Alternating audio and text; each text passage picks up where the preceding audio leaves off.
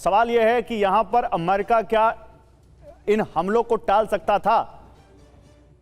क्या Donald Trump जो negotiation चल रहे हैं उनको कंटिन्यू रख सकते थे? आउटराइटली कहना कि मैंने सीज फायर तोड़ दिया है, क्या ये डोनाल्ड ट्रंप एक्सट्रीम हो गए की तरफ चले गए?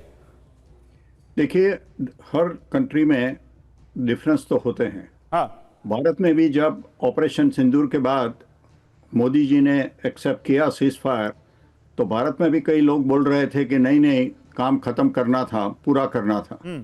लेकिन भारत की सेना ने उसके पर अटैक नहीं किया, उसके पर नहीं तोड़ा। तो मतभेद होना एक बात है, लेकिन जो सेना होती है उसके अपने कमांडर होते हैं, उसका ओबे करना पड़ता है। ये इधर ईरान के राष्ट्रपति पेजेश्कियन ने खुद बोला कि काफ़ी लोग IRGC के हमको बोल रहे हैं कि हम देशद्रोही है, तो वो बंद कर दे। मैं आपको MOU पढ़ा हूँ, मेरे पास यहाँ है, point number 5। It notes, upon signing of MOU, Iran will make arrangements using its best efforts to allow safe passage of commercial vessels through the Strait of Hormuz with no charge. The document notes that traffic will start flowing immediately, taking into account the need to remove technical and military obstacles and conduct the demining operation. वो कहाँ लिखा है कि Iran को control मिलेगा और Iran नक्की करेगा, वो करेगा? ये पॉइंट नंबर 5 है MOU का। सैयद साहब आप पढ़ लीजिए MOU क्या है। तो ये उनकी इंटरनल कॉन्फ्लिक्ट है, ऐसा मानना है। लेकिन कुछ भी हो, अमेरिका ने जो किया है और उसकी जवाबी कार्रवाई की तो है। कुछ कह रहे हैं, अमेरिका ने जब MOU किया तो ईरान की एक शर्त यह भी तो थी कि लेबनान में अटैक रुकने चाहिए। आप बताइए, लेबनान में अटैक कब रुके? कब इजराइल ने लेबनान में अटैक रोक दिए? गौरव भाई, ये वन साइडेड टॉक है। लेबनान में 2 कंडीशन थी। एक था, देखो लेबनान की खुद की सरकार है, उसकी सरकार के प्रतिनिधि और अमेरिका के प्रतिनिधि, उन्होंने वॉशिंगटन में सीज फायर का अलाउंस किया है। लेकिन उसमें क्या बोला है कि Hezbollah will stop the attack, the Lebanon army will take control of that area and Hezbollah will be disarmed. तो ये हिजबुल्लाह तो हमेशा अटैक करते हैं। हमेशा लोग बोलते हैं कि इजराइल ने एक किया, इजराइल ने वो किया, लेकिन उसके पहले क्यों हुआ?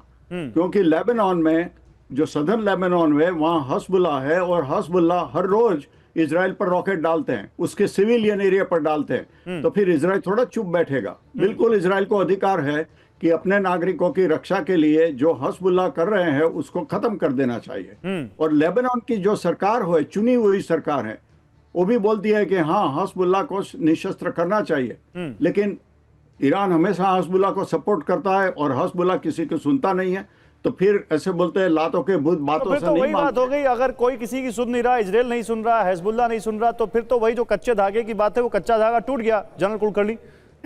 गौरव, अगर आप देखें, MOU का पहला ही है जिसमें लेबनान को 3 बार कहा गया है, और उसके बावजूद, जैसे बिल्कुल ठीक कह रहे हैं, लगातार जिस प्रकार से हिजबुल्लाह हमले कर रहा है और इजराइल लगातार सदर्न लेबनान में हमला कर रहा है, वो एक अलग छोड़ करके, लेकिन 60 दिन के लिए जो MOU में दिया गया था कि स्ट्रेट ऑफ हॉर्मुज बिल्कुल खुला रहेगा, वो 60 दिन हॉर्मुज नहीं। तीसरी बड़ी बात जो है, जो घेराबंदी थी, वो घेराबंदी भी हट जानी थी 30 दिन के अंदर। अगर ईरान जो है आने जाने का वो हरकत हो जाती स्ट्रेट ऑफ हॉर्मुज से। लेकिन जिस प्रकार से सैंक्शंस तक हट गए थे ईरान के ऊपर से, ईरान अचानक जिस प्रकार से ईरान ने इन 3 वेसल्स के ऊपर हमला किया है, ये साफ दर्शाता है कि ईरान का, मेरी सहानुभूति ईरान के साथ है, लेकिन इस मामले में मुझे लगता है ईरान ने गलती की है। ईरान ने इस तरह से स्ट्रेट ऑफ हॉर्मुज में, जब कि वहाँ पे मातम मनाया जा रहा है, जहाँ पे खामेनी साहब की एक प्रोसेशन चल रहा है, उस वक्त इस तरीके से 3 वेसल्स के ऊपर हमला करना ईरान के द्वारा साफ दर्शाता है। डॉक्टर रिजवी से जवाब लेते हैं इस पर। डॉक्टर रिजवी, क्या रिप्लाई करेंगे आप इसका? जी, मैं दोनों रिप्लाई दूंगा। पहले तो मैं ये बताऊंगा कि जैसा कि सर कह रहे हैं, 5th क्लॉज उसका पढ़ा, Iran will arrange. What you mean by Iran will arrange? Iran arrange करेगा, ईरान आपको वे देगा, रास्ता देगा आपको, ईरान बताएगा कहां से जाना है।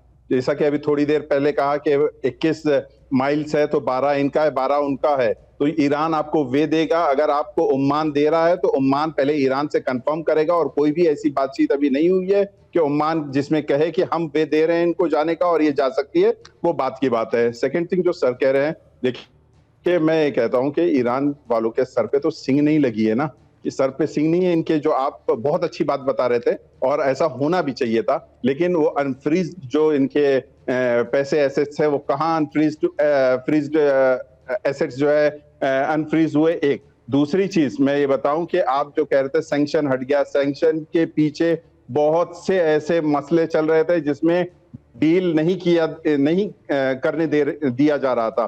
और थर्ड चीज जो मैं आपको बताऊं कि आप देखिए ये फ्यूनरल जो प्रोसेशन चला उसमें भी कितनी कंट्री को बाकायदा मना कर दिया गया कि आप ईरान नहीं जाना। ये सब बातें सामने आ रही है। और फोर्थ एंड लास्ट चीज जो लेबनान पे सर कह रहे थे, देखिए इस 10 दिन में मैं बिल्कुल देख रहा था, कोई झूठी रिपोर्ट बताइए मुझे, सच्ची रिपोर्ट नहीं, कोई झूठी रिपोर्ट बताइए जो इस 10 दिन में हिजबुल्लाह ने अटैक किया हो इसराइल पे। कोई झूठी रिपोर्ट लेके आई है? किसी में नहीं किया। जब MOU साइन किया तो फौरन शेख नईम कासिम साहब का आया कि अगर हम ईरान की हिमायत करते हैं, ईरान ने क्योंकि चाहा है कि हिजबुल्लाह। अरे देखिए इस बीच एक बड़ी खबर आ गई, एक बहुत बड़ी खबर आ गई है।